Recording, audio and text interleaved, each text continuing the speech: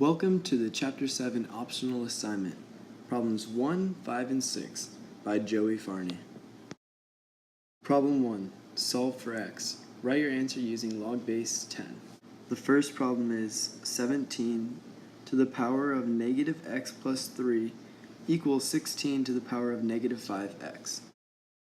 To start the problem, I need to use the common log on both sides of the equation. In the next step, I need to use the power log property in order to get the exponents in front of the log. Then I could distribute log 17 to the negative x and the 3. In the next step, I need to subtract the negative x log 17 to both sides in order to isolate the x. Now that that is subtracted from both sides, I am left with 3 log 17 is equal to x log 17 minus 5x log 16. Then now I could factor out an x out of the equation on the right. Now I'm going to divide log 17 minus 5 log 16 in order to isolate the x. After isolating the x, I am left with this equation, which is now in calculator ready form.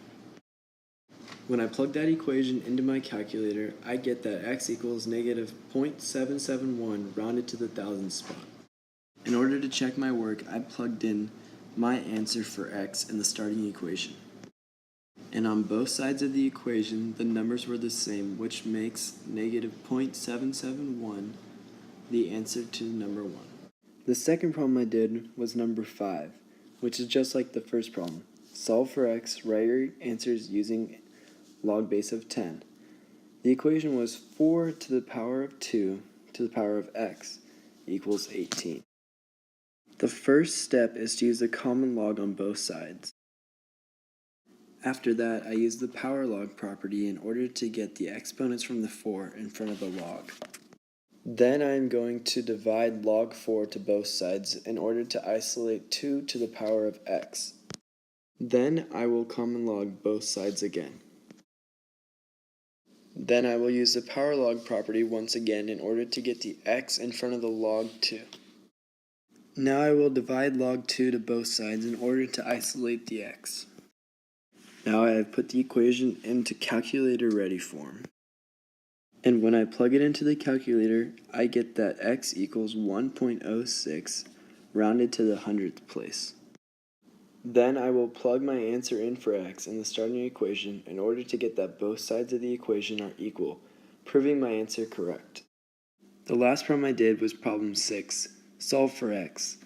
The equation was log base 3 x plus 2 to the power of 4 equals natural log e to the 8th. For the first step, I basically took out the natural log e because it is an inverse function.